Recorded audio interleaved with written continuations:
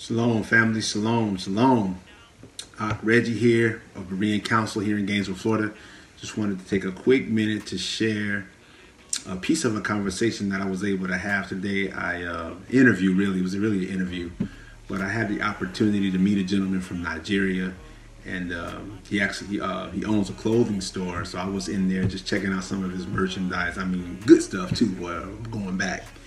But just, end up crossing paths with him, and we introduced ourselves, and I got to, had a great conversation and was able to ask him some questions about us as so-called African Americans, our connection, to the west coast of Africa, and, him as a Nigerian man and his connection to the Israelites. That is the great debate right now. And it was a great conversation once, again, and I just wanted to share it because I believe that a lot of what he shared is just another moment where, the information just dispels or is a part of what dispels the lies and the deception that's been given to us about who we are. And so check it out, take a look. I hope you are encouraged. Keep building Israel. Shalom. Okay, so my name is Chimezie Okorochukwu, an Igbo man from west coast of Africa in Nigeria. The Igbos in Nigeria, there are three major ethnic groups: the Igbos, the Yorubas, and the Hausas. As an Igbo man, I'm Igbo man. The Igbos believe that we have similarities in culture, something common with the Hebrew people. During the destruction of Jerusalem, a lot of Hebrew people migrated from there to different places, and so some migrated to West Africa, and one of the notable names that did that was called Gad, G-A-D. So they went from West Africa to the river Niger, making their way to a place called Nri, N-R-I, Nri, and Ibuku. So the descendants of Gad are the Nri. And from there, you have people that dominated the eastern coast of Nigeria. So we have a lot of things in common with the Hebrew people. For instance, the marriage rights, the circumcision, the naming of people. So this is something that we have in common. Majority of the Igbo people today, as we speak, believe that we are the descendants of Gad, which means we are the Hebrews. And the word Hebrew in Igbo land was regarded as Igbo. Igbo. Instead of Hebrew, it was called Igbo. Now, IBO. But the original standard spelling of Igbo today is IGBO, Igbo.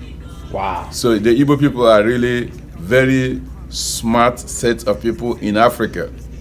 Now, you don't have to take my word for it. If you really look it up, about 3 weeks ago, I think over 90-something medical doctors graduated from Harvard University. Among those, around 80 or 90% of the graduation people are Igbo people. Igbo Wow. people are all over the world. Scattered, huh? Scattered all over the world, looking for green pasture. Come on. So, but there's nothing wrong in that. Igbo people are very smart people. And so our culture is really similar with that of the Hebrew people. What would you say to us over here in America, African Americans that are searching for the connection? Like, what would you encourage us, or how would you encourage us to be in that pursuit? Yeah, it's really, really very important for anyone, especially the African Americans here, to know your past. If you don't know your past, you won't know your present. Your past is very, very important. Majority of African Americans are from West Africa, actually. And so you will be able to identify what part of Africa, are your ancestors from. And so, people look alike. Like you are now interviewing me. If you go to Nigeria, or rather, could I say, when you go to Nigeria, you're going to see people that look exactly like you. Come on, are you serious? Of course, of course. There is a saying in Igbo land that blood does not lie. Come on. Obarana to us, blood does not lie. So when you go there, you see people that look exactly like you. People are the same, all of, especially the black people. You know, we have our black gene is very, very dominant anywhere. You know, it doesn't matter. If a black man marries a white person, when you have a child, you know he shows up. You're gonna see it, huh? He shows up. Man, well, Yeah. man, I certainly appreciate you sharing that. That means a lot to me, No and I problem. know that would mean a lot to a lot of us, my brothers and friends that are in this, journey. Hearing brothers like you talk about our history, our culture, and where we come from, man, that means a lot. That impacts us, and it motivates us and encourages us to stay on this journey and really rediscover our roots and what God has, who He has ordained us to be in the earth. And so, I thank you, brother. I appreciate it. Yeah, one more thing. I'm really impressed by anyone, especially the African American people that can take it upon themselves to find out their roots. Very important. And it's not everyone. Some people are relaxed. So this, I made it in America. This is it. No, this is not it. There's a saying in Africa that one does not get tired until he gets home. You know what I mean? Yes. Hello. Hey, Hey. how you doing? So pretty good. How are you? Good, sir. Hey, we got you. We this Reg from Berean Council. I'm here with my brother, and we just fellowshipping and enjoying each other's company. Y'all be Yes, blessed. sir. Thank you. So yeah, as you can see, I'm just a wonderful man.